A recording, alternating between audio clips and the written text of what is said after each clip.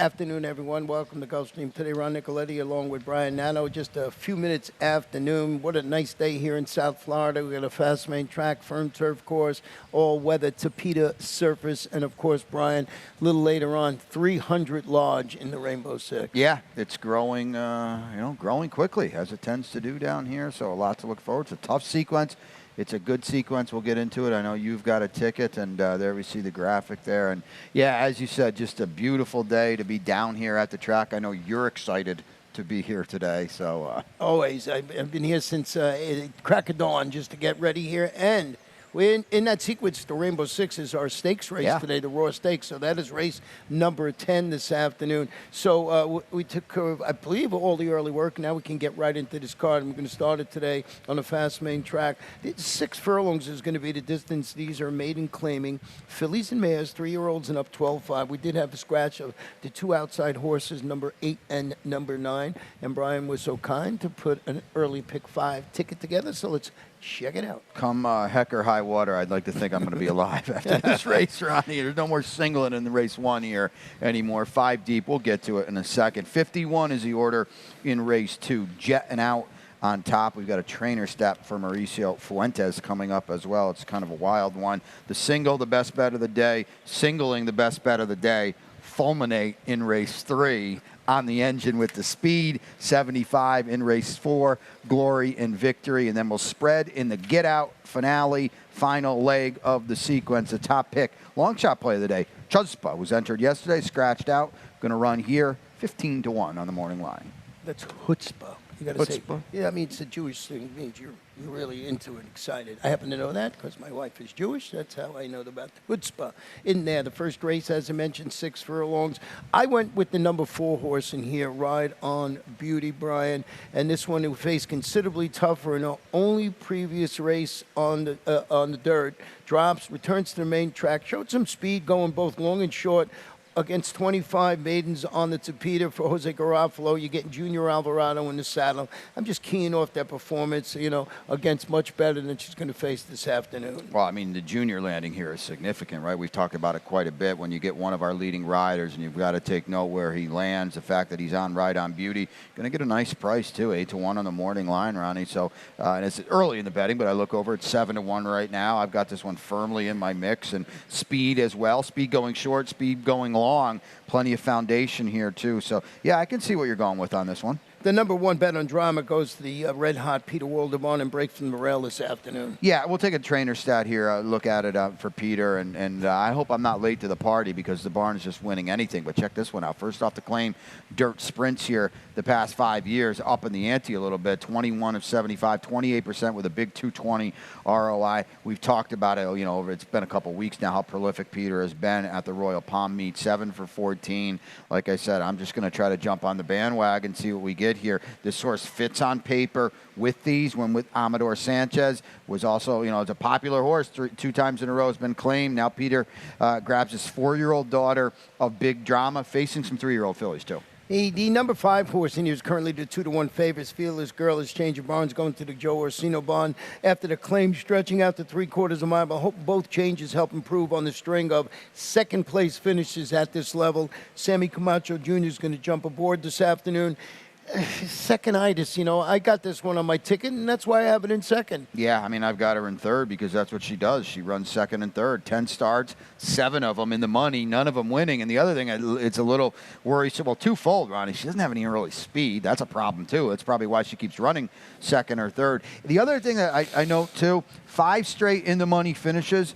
None of them have been close to the winner, though. She's just kind of like someone's got to run second, someone's got to run third. That's Fearless Girl. Joe's got his work cut out to try to get her over the hump. Let's go to race 2 today. 5.5 furlongs. Claim is 4 and up. $6,250. And don't forget, we got 2 pick 4s along with the 2 pick 5s today. And one of them starts right here in race number 2. And take it away with the number 5, Jet Now, who I had a little further down on my ticket. I mean, the barn overall is 4 for 14 off the claim, but this is check this stat out. It's nothing to hang your hat on, but The barn's 3 for 3 first off the claim in dirt sprints the past 2 years. It's not a big sample. I understand that. But the barn overall is winning off the claim. And then you look at this and say, well, okay, can we go 4 for 4? And I know Jet Nout's been doing the Tapeta thing in his last couple starts, but boy, he's got good dirt form as well up at Hawthorne. He draws nicely. Kevin Krieger's got a couple wins, in limited starters in the past, 5 or 6 racing days. I'll come right back to Jet Nout. I went with the number 4 in here, Unpublished, who I thought was the speed of the speed. And here is wheeling back after opening and surrendering a 4-length lead when finishing second to Stablemate. And that repeat winner, Royal Squeeze, last time out for Gary Jackson. He's got the 10-pound apprentice, Ismael Cruz, going out of speed. I'm just hoping this horse can speed pop the field. There's no doubt. I think this horse is loose. I agree, getting a lot of weight, upwards of, he's getting 10 pounds from everybody. Right. That, weight, I'm not necessarily a huge fan of it. Right. 10 pounds is a big deal. And I think with the apprentice aboard, we know what's going on here. It's a dead send. He did it last time. Just couldn't last. Maybe a little tougher this time. And we're shortening up a half a furlong, too. I think that's significant. The number 1, Ask for Bodie, reclaimed by the D'Angelos, will depart from the rail after failing to show his usual tactical speed when fading from contention, going 5.5 last time out. Edgar Perez will quarterback, they hope, is a rebound performance. Yep, the reclaim, we like that angle, right? But, boy, this one didn't fire at all last time. Now we're down on the rail. So, it's the old tread lightly angle. We both got him in second. I think he's a major player. But if he runs to his last, he's not coming anywhere close to the finish. He's got to get back his better form. Big stat on Jet Nout in race number 2. Going to race number 3 this afternoon. 5 furlongs on the turf. It's an allowance optional claimer for fillies and mares 3-year-olds and up. The optional claiming price is $25,000. 7 in the field with no scratches and jockey changes in here. And I started it off with let's start it off with your horse, and we'll show this horse's performance last time out, and that's Fulminate. Yeah, Fulminate's fast. You don't have to look too hard to find her. She's in front. She's going to be in front in here. This is her comeback, too. And she just basically bottomed out the field, and she was game late. She held sway late. This was off a very long layoff, too. Late October to April 8th. And, boy, I thought she ran well, Ronnie. To me, she's only going to get better from here. She's got that race behind her. It is her to catch and her to beat, and Amicio fits her so perfectly because he's a guy that likes to be in front, that likes to take the initiative early. Yeah, there is some speed to her outside with Traverse, your top pick, and she draws well. But I don't know if they're going to run down Fulminate. Yeah, now you sort of splits there, 21-1 and 44-3, I believe, in that race, and just kept going. So I got the major, Mark Katze, 14% winning consecutive races. I did go with the Traverse, and he was going back to the turf after following a pair of, I thought, solid efforts against this level on the grass with a set the pace third. That was going 5, and the race moved to the Tapeta, Laura Cesares, Leonel Reyes handling the surface switch. This one better not run with Fulminate in this spot. I think she's going to track. Yeah, and I think that's the right spot for her, and it does put her in a good spot off the far turn. I just, the old back Zacta, like you like to say it, and that's what I did because Traverse is not going to let her get too far in front. Can she run with her? Probably not, and I agree with you. She probably doesn't want to run with her, but let's just try to beat her off the far turn. And the interesting horse we both have in third is the number 4 Warstar, who's 10 for 18 sprinting on the Gulfstream turf. Returns to the lawn after tracking the pace and fading behind aforementioned Traverse. That was when they hooked up on the Peter. So you want an old war horse, you go Warstar, who's able to run very well on this turf course. And I'll tell you what,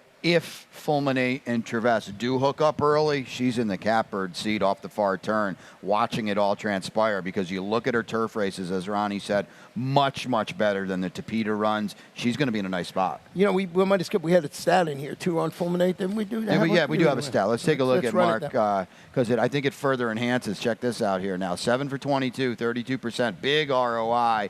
Second off this kind of layoff in turf sprints right here at Gulfstream. So that goes back to the point where, to me, Fulminate is only going to get better off that return run. And I will say this, she does have to get better because it wasn't like that race was crazy fast on figures. Let's go to race number 4 this afternoon, and this one is about a mile in the 16th on the all-weather Tapeta. Maiden claim is 3 and up, and it's $12,500. We had an early scratch of the number 3 Wizard Surratt in this race. The number 7 Glory and Victory stretching out today. You're going to see this horse. We're going to go back. I'm going to show this horse's first. We're going to show the start and running up the backstretch, and you're going to see soon after the start, this number 3 horse in here is going to have to steady. There it is. They have a good job by Bob to get it. And you can see that's the first steady in the race. It just lost. This horse was not, besides the steady, was just not uncomfortable. The horse was trying to find that spot to run. And you're going to see it happening again. And the point I wanted to make was this was not an easy trip early on in the race. And the second steady will be coming up very soon.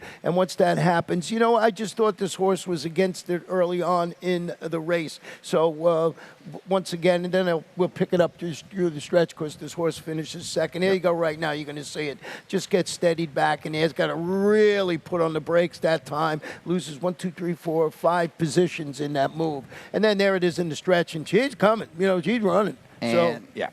Well, and now Junior gets aboard. Junior gets aboard today, so Antonio Sano. Antonio had a win yesterday, so barn is going okay in there. And what about the number 5 horse in here, Authentic Heart, is another stretching out to the mile in the 16th about distance after returning from the layoff. Finished that rallying second, going a mile 70. Chantal Sutherland won the final 2 races yesterday. She's riding great form, and she rides for trainer Jorge Delgado. Chantel's caught fire in the last, I guess, 6 or 8 racing days here. There's no doubt about it, and she's really streaking, as you mentioned. Good job yesterday. And, you know, this one's going to go second off the layoff, long layoff, second in the barn as well, and ran a very, very good race to be second, bettered any of his previous efforts. And now maybe it's the old all systems go angle with that race behind. We both have it in the same order, and I think these are the two. Antonio, we've been saying it, Ronnie, for 2 weeks now. He's going to catch fire at some point. I wonder if the floodgates opened a little bit yesterday. And I think you got a stat on Authentic Heart for Jorge Delgado. We'll take a look at this one here, too, because the barn does everything well. But, you know, 20%, almost a positive ROI, routes on Tapeta at Gulfstream. So, again, Authentic Heart, I think, clearly the main danger. Let's go to race number 5, 6 furlongs, fast main track, claiming fillies 3 or 4 and up, non-winners of 3 races in life, $6,250 a scratch. The number 6 takes 2 to wiggle, and that horse was been declared early this morning. I'll start with mine. The number 5, Kenya Sun, is turning back to 6 furlongs after using her speed to defeat those condition claimers, going 7/8 of a mile. Victor Barboza is solid, winning consecutive races. Hector Barrios is going to jump aboard. Yeah, I mean, probably the speed of the speed. We'll talk about my long shot in a second, but I think there's other speed in here. That's the worry. But, boy, Kenya Sun was so good last time. You're right, 23%. Back-to-back wins, so we'll see what we get. I think the cutback is going to help her a lot, and the other fact is she's drawn outside the other speed too. Yeah, the number 4 Chutzpah is certainly going to sit a good trip in here. Well, that's the reason. Yeah, I just look at this race and see all the speed.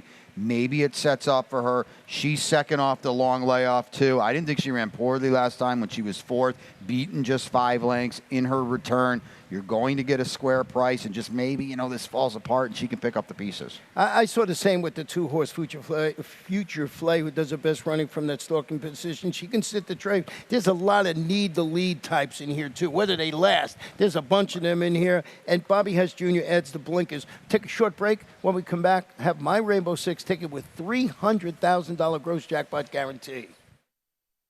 And they're off. Second in the 2-path. Ground ball first inside. Race.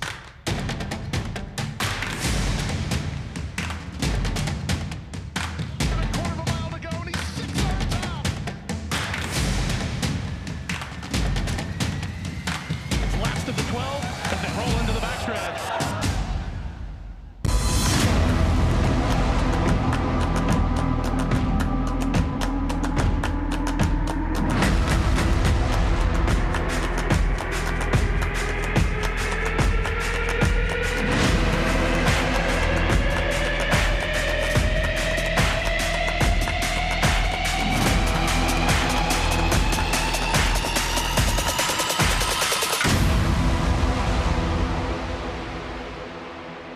Welcome back, Gulfstream. Today, Ron and Brian, and a beautiful day here in South Florida.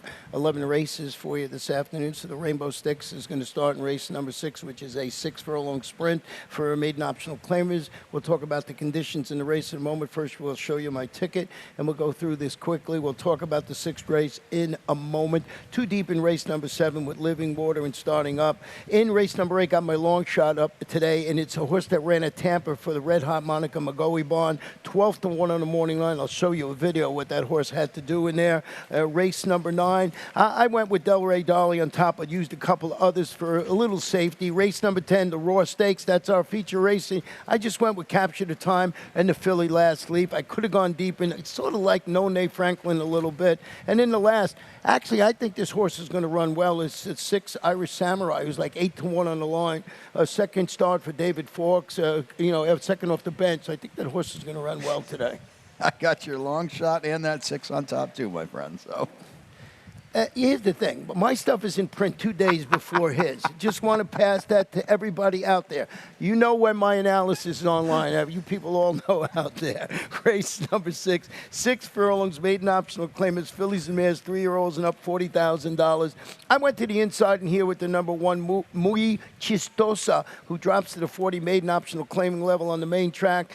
Debuted locally for Jeff Mullins, finished that stalk to pace third against maiden special weight runners. Now, this wasn't a California bred, so it was a Florida bred was in there, and it was a real maiden special weight. Hector Berrios rides. It's $170,000 daughter of Practical Joke. And Jeff's didn't start that many horses, but he's sort of been a little snake bit. His horses have all run well. Were you insinuating that I know where your picks are too, by the way? Jeff is overdue to get some racing luck. Let's just put it that way. Boy, he's had some trips. His horses have been some nightmare first turns for a few of his horses. So, yes, he's overdue for some luck. The drop on this horse is very, very significant. As you said, that was a straight maiden special weight last time. Now we get to play with some Florida breds in here. Even the race at Santa Anita when she was in for the tag, $100,000 maiden claimer. This is a big, big class drop. The number 5 horse in here is that first-time starter. I'm already taking. I couldn't bite with a first-time starter. This barn usually gives them a race or two, so I just backed off this horse today. If it wins, I understand, and I'll, maybe when I see the board, I'll add this one to my Rainbow 6 ticket. No, that's fair. I just kind of thought, you know what, it's a race where a first-time starter could run well. The works here are solid. It's a Red Oak homebred, 7 full out of the dam. Other 6 are not too much, but I'm just taking a stab with a first, or maybe, especially because the ones on the rail too. Maybe that could be problematic as well. Interesting horse you have in third, I have in second. She's a Spitfire, the number 7, returning from the layoff from receiving Lasix. First start, she ran into that buzzsaw, the Pletcher-trained Avow during December. This horse won by 8.5 lengths. Now this horse Avow, I looked at, thought maybe it was a stake place. Hasn't run since then, but it was very impressive performance. Ken Squeezy, he's good with this layoff of 61 to 180 days. He's got Evan Gonzalez atop this daughter of He's Had Enough. This horse ran huge on debut because Avow came, if you remember the race, it was a while ago. Avow came from the parking lot. She was like dead last. This horse just buried everybody else, held on nicely. As Ronnie said, we come back with Lasix. Kent's having a really, really good meet. Some layoff horses have been live and running well. Don't sleep on She's a Spitfire in here. Let's go to race number 7, about 5.5 furlongs on the Tapeta. These are starter optional claimers, 3-year-olds started for 35 or less, or the tag of 35. No scratches, jockey changes in here. Don't forget that once we're done, Pete Aiello will update you with all the information you need to have a winning day here. And this kicks off our late pick 5. Yeah, we'll take a look at my ticket, $45. We'll get into this race. The spread is in race 8. I just cut and pasted Ronnie's top pick, dial him up on top in there. In race 9, 45 in order, Unbridled Glitter on top. Listen, I'm drinking the Kool-Aid. Capture the Time has been awesome. I'm jumping aboard the bandwagon. Just going to try to speed pop the Roar like he's done in his last 2 starts. And then again, I just went with Ron's top pick, Irish Samurai, in the finale at a price. At, I think 8-1 on the morning line, if I remember correctly. Getting back to this 7th race in here, you did use one as one of your picks in here, and that is Living Water. We'll start with that one, who's dropping to the 35 level on the Tapeta. After dueling through swift fractions a weekend and finished 4th, that was against 50 starter optional claimers. I was going 5 on the grass for Rowan Crichton. He's been winning everything around here. MSC Jaramillo atop. I think strictly the one to catch. No, there's no doubt about it. I mean, Rohan is just going great guns. Jaramillo is here. We're going to just break. We're going to try to outrun the field, and we know when we're going this snappy 5.5 on the Tapeta, take a deep breath and hope they last, and a lot of times they do it. It's just tough to make up ground when you're going that short. You know, the number 6 Span of Control, I almost made this horse my long shot on the card, but I thought it would take some money, so I backed off a little bit. But I can understand you using this one for Pedro Garcia. Yeah, I mean, only run twice, claimed him last time, really got improvement figure-wise off the, steam kind of debut win. This horse is 6-5 on debut for Angel Rodriguez. I thought he ran well last time. There's no reason why this son of Intimus just can't move forward off that race. The number 2 horse in here starting up, who stalked the pace when he defeated 25 maidens going 5.5 furlongs on the Tapeta, can end up sitting really in the catbird seat if Living Water does another swan dive through the stretch again. So we'll see how that plays out. Mike Maker, Junior Alvarado, it's a $140,000 son of Upstart. And if you looked at the past results throughout the country, it looked like Mike Maker won everywhere yesterday. You know, in in Churchill Downs, he won in New York. So the barn is going good and always goes good here. Yeah, without a doubt. And, this is another horse that faced winners for the first time last time. Ran very, very well at a huge number, so really wasn't expected to do much running. 4th beaten 3 lengths, and he said it perfectly. If somebody runs with Living Water, this horse is in the ideal garden trip spot entering the far turn. Let's go to race 8 today, and it's a 1-mile turf event. Maiden claim is 3-year-olds and upward. And as I mentioned today, and Brian knew this was my long shot, the number 9 Dial Him Up, who's 12-1 on the morning line and moves to the red-hot Monica McGoey barn after the claim. But I want to go back and show you this horse's race at Tampa. First, we're going to show you the start and the run up the backstretch, which I find interesting. You're going to see the slow start here. It's number 6 that day, and just doesn't get going early at all in this race. And, the reason I'm going to show the run up the backstretch, because at one point this horse looked like it was in another county. So there you see Bob just circled the 6, and you're not going to see this horse for a while, running up the backstretch. You see positioned in last today, and I wanted to go further along with this replay. This horse, I don't know what he's doing, actually, in there. And the hucklebuck. Yeah, you're going to see, and when we pick it up, and you're going to see him, he's got to be 20 lengths behind, right? So here, you look where he is. So just showing you, I wanted to show that. Then we're going to pick up the stretch run. But yeah, and here it comes. This horse comes running great at the end. The barn is hot. Edwin Gonzalez, I thought this horse was very interesting. Wait, be patient. The 6 will be along to finish 3rd in this race. So I just thought, with a clean break, and maybe this horse was green as grass last time. And first off, the claim for her, and she's on fire. She really is. At one point, this horse really was in Tampa because they race at Oldsmar. So this horse really was in Tampa.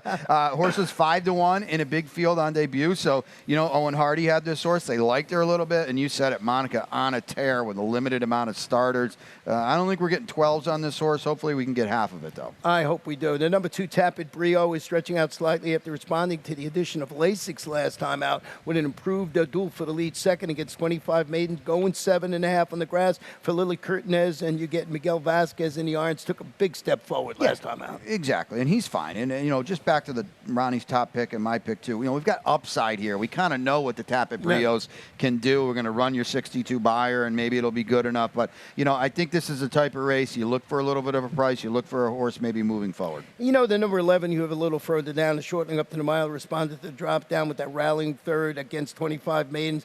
It's the post. I was torn with putting this one second instead of Tapit Brio, but that post has just been so tough to win from. It's a real problem. You look at your diagram on your racing form, and you're way out there. Joe Orsino's had a very, very good Royal Palm meet. Everything he's sending out has been very live and running well.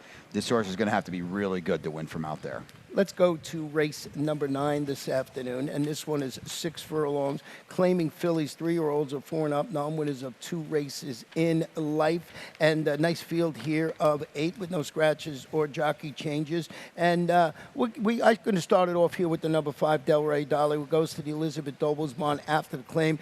I just want to show you, and I want to ask you about this, and you're going to see this horse turn it for home, and you can see it gets floated out there 4 or 5 wide. Now, was the 9-5 favorite that day.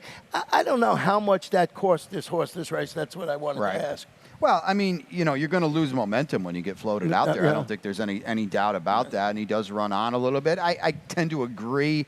I don't really think it cost him the win, but regardless, he would have been a heck of a lot closer. Excuse me. And I think this is a pretty sharp claim as well. Yeah, so we'll see how that one runs. And then we got your horse on top, Unbridled Glitter, stepping up, turning back, drew clear to defeat those 12-5 maidens going a mile for Claudio Gonzalez. Yeah, and the apprentice, Franklin Calles, gave this horse a really nice ride that day. Take a look at her trainer staff for Claudio as well, because he does a really good job in this kind of arena. 16 for 72, 22%.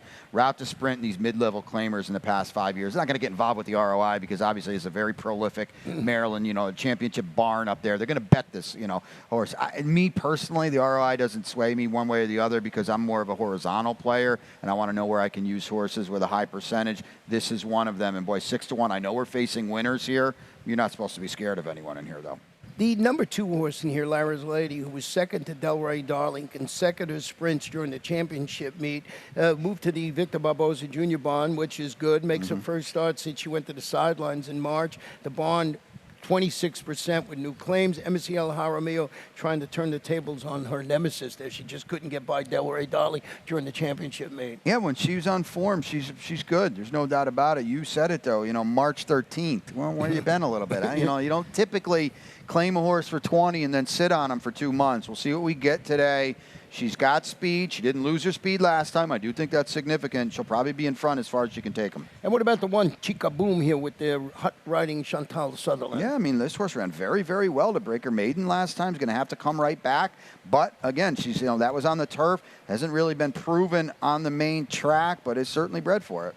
Well, that is race number 9. Feature race is our 10th race this afternoon. 5 furlongs on the firm turf course. 3-year-olds, it's the $75,000, the raw. So an interesting race, a compact field, but we got a filly in here. We got a different ways to go, and I know you've been a big fan of Capture the Time, and so have I. Just been going out there and running. I wasn't a fan of 53-1, I'll tell you that. But, boy, that seems like about 10 years ago because this horse right now, to me, is the horse to beat in the Roar. Freakishly fast and has backed up. 53-1, you're thinking, all right, that was a fluke. That don't pay any attention to that. No, you look at this horse's last 2 races, absolutely awesome on the engine, and he just drubs everyone right into the ground. Well, the filly I was alluding to in here was the number 4 Last Leaf, who's going to face the Boyds today after rallying strongly to win the $75,000 Melody of Colors last time out for Ronnie Spatz. He's solid, winning consecutive races. Miguel Vasquez returning on this daughter of not this time. And one thing I want to say about Ronnie Spatz, he put horses where he thinks they can win, so he's willing to face the Boys this afternoon. Well, and this horse has already beaten the Boys back in the Hollywood Beach in September. And, this horse got up last time. They went 45 to the half last time. We know, doing this every day, that's about as slow as you're going to run in a turf sprint out here. They're going to run a heck of a lot faster today. Point being, she did it last time kind of the hard way. She's going to get more pace to run into today. I sort of backed off the number 1 horse in your Classic State of Mind just because of the way the horse just didn't fire. Keenly, albeit that was in the Palisades. We're going to talk about another horse that was in that race. Inside Speed, I just thought it was not a good setup for this horse would capture the time in the race. I think that's fair. I'm just going to kind of try to pop the field with both of them. Maybe we get to the far turn 3 in front. Nobody comes back to him. I know Capture the Time has proven that he can survive a pace battle. This horse was 4-1 at Keeneland. He was supposed to run. Right. And he didn't. So, yeah, I kind of agree. You got to tread a little lightly here. Well, the horse that was in that same race in there was the number, it's the number 3 today, No Franklin, the Irish bred. And I want to go back and show you this horse's race. We're going to pick it up at the start and just to run up the backstretch because I thought this horse was running really well at this time with number 8 that day. And I just thought she was in a perfect position. There you see her, circled on the outside. And I thought she was in a good position. Now, this is the same race that the 1-horse Classic State of Mind comes out. And I just thought she was right there. And I thought she was making a pretty good move here, and coming up, and she was right there, and there's it. it's over. You know, it's really tough, you know, to go over. And she just lost all momentum. There you see it again. And I thought she was making a move. I don't know if she was going to win it or not. Of course, you know, I don't have the crystal ball. But I thought that he was running, well in there and just didn't have a chance to win. So sort of wanted to go back with that one after getting shuffled back at the 7/16 bowl. Yeah, and my notes to further on that replay had this horse 8 wide on the far turn. Right. So, too, I mean, it's a total throwout. And if he gets back to that race, 2 back right here on our turf course, it puts him in the mix against a group like this. And he's got about 23 owners I could see here as far as this goes here. That's a lot. Yeah, Romero Mirage in the saddle. We're going to wrap it up with race number 11. Of course, 6 furlongs, maiden claim is 3 and up. You know, Irish Samurai was my pick, and is Brian's pick. Should be primed and ready to offer more. Returned from that 7-month layoff to finish a real good 4th at this level and distance. David Fawkes really strong with the second start off the bench. Jesus Rios in the saddle. I'm just playing the percentages in a wide open affair that this one would run well. I, couldn't agree with you more. And, we've talked about this earlier. You look at a horse like the 2 Uncaptured Faith. We both think that horse figures. She's 0 for 11. You look at our gal here, Irish Samurai. She's only going upwards to me off the layoff. And you make a great point because every other horse in here that you look at has sort of an excuse, and this one has that, upside. And I used the number 3. The joke's on me. Was hoping for clear sailing. Got fan 6 wide when finishing second, actually in front of Irish Samurai that day for Enrique Amato. And you get the 10-pound apprentice Gershon Hueas in the saddle. Yeah, this horse had a really, really tough trip last time. I don't know if she would have won. She would have been right there on the line with the winner. What about the number 9 before we turn it over to the lightning round? Well, I mean, it's a first-time starter. I don't know what we're going to get. Check the tote board. I know that last work on April 28th was pretty darn good. So check the tote. 4-1 on the morning line. That work certainly stands out. And again, you don't have to be a monster to play with a group like this. Let's go to the lightning round for today, and we got some pretty nice races on Sunday. We do. I got to pull up my phone here to look at these PPs because we do have a really, really strong late double tomorrow, and it really kicks off in the 8th with the veterans on the Tapeta with Cooey and Uno Tiger going at it. We're going to show Uno Tiger doubling up last time, and he's just been in such good form on the Tapeta. He loves his surface, 3 for 4 over it. And then Cooey as well. We know how good he is on the surface. And then we wrap it up with a really, really good state-bred allowance, optional claimer going a mile, 2-turn mile on the turf. So a lot to look forward to wrap up another 4-day race week tomorrow. And the Derby runner-up Epicenter is going to be in the Preakness Stakes. And, boy, you think this horse might be just a favorite in there. He's going to be a strong favorite. And we're going to kind of, give you these Preakness horses as we lead up to the race. Here he is winning the Louisiana Derby. I think we've seen enough of the Kentucky Derby. We've kind of beaten that one into you. But here he is showing a new dimension, too, in the Louisiana Derby. And that certainly played out. You and I talked about it, last night, and I heard you talk about it on the radio today. You go back and look at the Derby chart.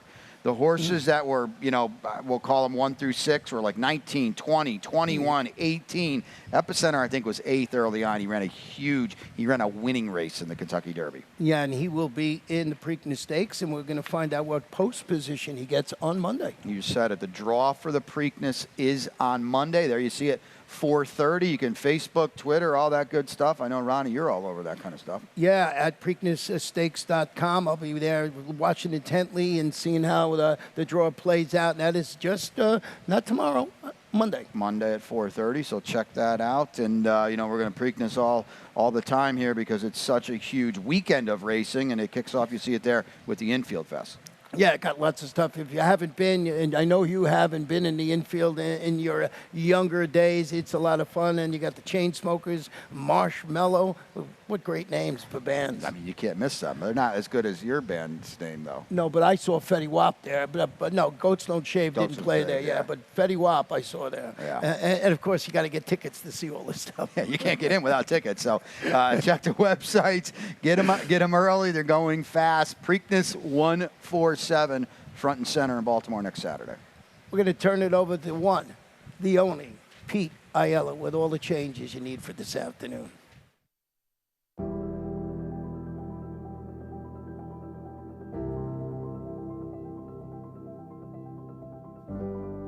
The Thoroughbred Aftercare Alliance is really the vehicle for the transition for our racehorses coming off the track into a second career and safe environment for these horses when they're done racing.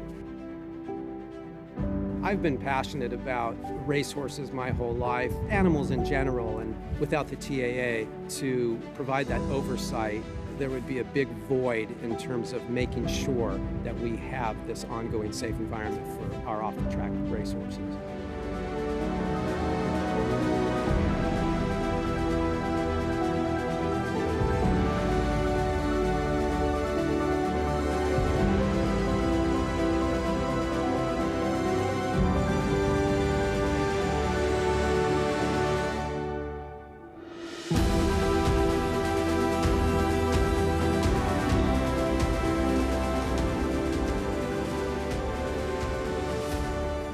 I'm excited about the undertaking and excited about working with our board and our team at the TAA to continue the wonderful progress that has been made. So I'm very excited about what the future holds.